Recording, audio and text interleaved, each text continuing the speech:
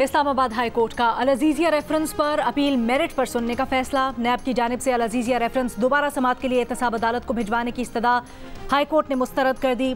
दौरान समाअत नैब प्रोसिक्यूटर ने इस्तदा की कि अपील का मेरिट पर फैसला किया गया तो फिर भी तशनगी बाकी रह जाएगी। केस रिमांड बैक किया जाए तो एहतसाब अदालत दोबारा फैसला सुना सकती है।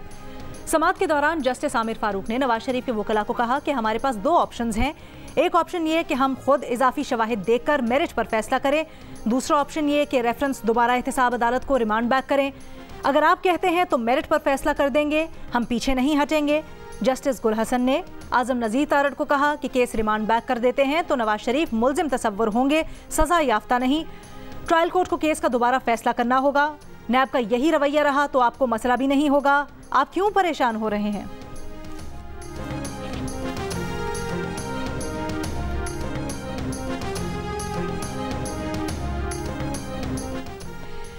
हमें टिकटॉक, गालम गलोच और गेट नंबर 4 की सियासत नहीं आती। अवाम पर एतमाद करते हैं और उन्हीं से मदद मांगते हैं। Chairman Peoples Party Bilawal Bhutto Zardari का शांगला में जलसे से खिताब। कहा, मुल्क में कोई सियासतदान नहीं जिसे कहूं कि ये मेरा मुखालिफ है। तमाम सियासतदानों को करीब से देख लिया, इनके पास मुल्क के मसाइल का हल नहीं। पुराने सियासतदानों की सियासत अनापरस्ती और नफरत पर मबनी है। बिलावल भुट्टो ने कहा कि वो वाहिद सियासतदान है जिसके हाथों पर करप्शन का कोई दाग नहीं।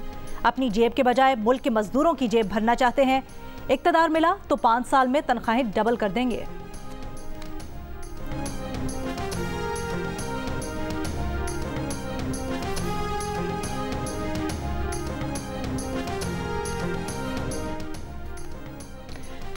कोई भी मामला सिर्फ बुजुर्ग या सिर्फ नौजवान नहीं चला सकते, मिलजुल कर काम चलाना होता है। यही मुनासिब होता है कि नौजवान बतदरीज आगे बढ़ें।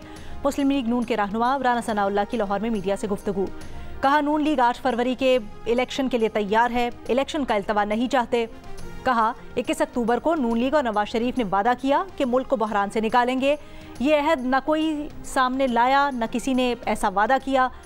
राना सनाउल्लाह के साथ पंजाब के मुख्तलिफ हलकों से मुख्तलिफ सियासी शख्सियात का नून लीग में शमूलियत का ऐलान।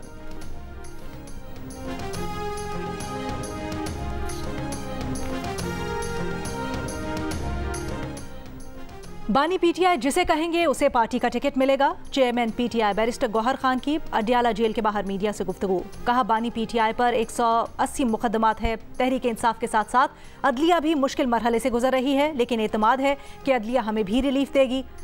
बैरिस्टर गौहर ने उम्मीद जाहिर की कि बल्ले का निशान उन्हीं की जमात का होगा। आइंदा हफ्ते तक सब वाजे हो जाएगा।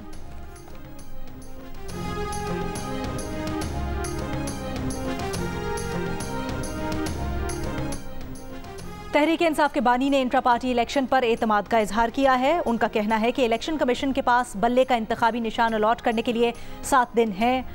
बानी पीटीआई के वकील बैरिस्टर अली जफर की अडियाला जेल के बाहर मीडिया से गुफ्तगू। कहा, इलेक्शन से मुतल्लिक सुप्रीम कोर्ट के अहकामात की पाबंदी होनी चाहिए।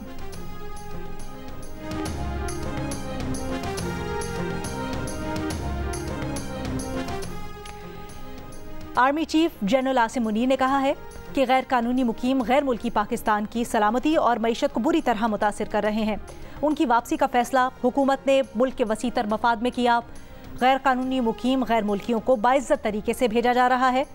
दौरा पेशावर में आर्मी चीफ को सिक्योरिटी की मजमूई सूरत हाल और इंसदाद दहशतगर्दी के खिलाफ कार्रवाइयों पर ब्रीफिंग। आर्मी चीफ के इंसदाद दहशतगर्दी की मुख्तलिफ कार्रवाइयों में बहादुरी का मुजाहरा करने वाले अफसरान और जवानों से भी मुलाकात। कहा, दुश्मन कुव्वतों के मज़मूम अज़ाइम को जामे हिकमत अमली से नाकाम बनाया जा रहा है।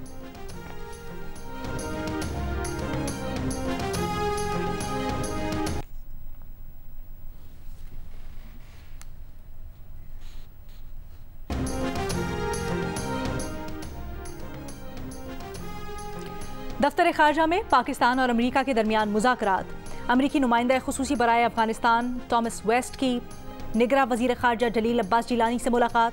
ज़राए के मुताबिक मुलाकात में गैर कानूनी गैर मुल्कियों के इनखला और पाकिस्तान में दहशतगर्दी के लिए अफगान सरजमीन के इस्तेमाल पर तबादला ख्याल हुआ।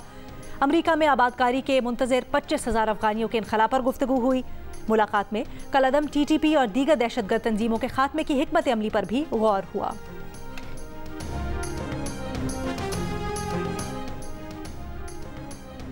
तालिबान हुकूमत के वजीर दाखिला सिराजुद्दीन हक्कानी भी कई बरस तक पाकिस्तानी पासपोर्ट इस्तेमाल करते रहे। दोहा के दौरे में सिराजुद्दीन हक्कानी ने बतौर सफरी दस्तावेज पाकिस्तानी पासपोर्ट इस्तेमाल किया। इसी दौरे में तालिबान और अमेरिका के दरमियान दोहा मुआहिदा तय पाया। द न्यूज़ के रिपोर्टर उमर चीमा की रिपोर्ट के मुताबिक वजारत दाखिला के ज़राए ने बताया कि सिराजुद्दीन हक्कानी को 5 साल के लिए पाकिस्तानी पासपोर्ट जारी किया गया। सिराजुद्दीन हक्कानी ने पाकिस्तानी पासपोर्ट का इस्तेमाल कई ममालिक बिलखुसूस कतर जाने के लिए किया। मामले की तहकीकात पर मालूम हुआ कि अफगान वजीर दाखिला को पासपोर्ट पीटीआई दौरे हुकूमत में पेशावर से जारी किया गया। पासपोर्ट जारी करने वाले 2 ओहदेदारान को गिरफ्तार कर लिया गया। ज़राए का कहना है कि अफगान शहरियों को जारी किए गए 30 से 40 हज़ार पासपोर्ट्स ब्लॉक कर दिए गए हैं।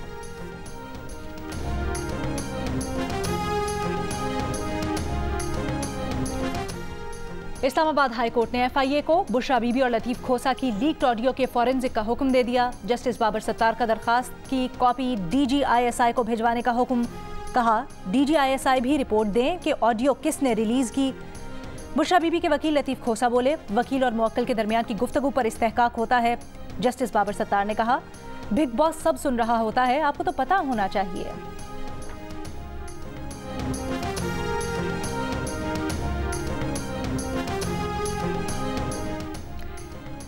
साबिक army chief general retired Qamar Javed Bajwa cipher case में बतौर गवाह पेश हो सकते हैं। द न्यूज़ के एडिटर इन्वेस्टिगेशन अंसार अब्बासी की रिपोर्ट के मुताबिक ज़राए का बताना है कि साबिक army chief general retired Qamar Javed Bajwa बानी पीटीआई को मायूस न करने की जानिब इशारा दे रहे हैं। वो साइफर केस में बतौर गवाह पेश होने के लिए तैयार हैं, लेकिन उन्हें अदालत में पेश होने के लिए फौजी हुकाम से इजाज़त की ज़रूरत पड़ सकती है।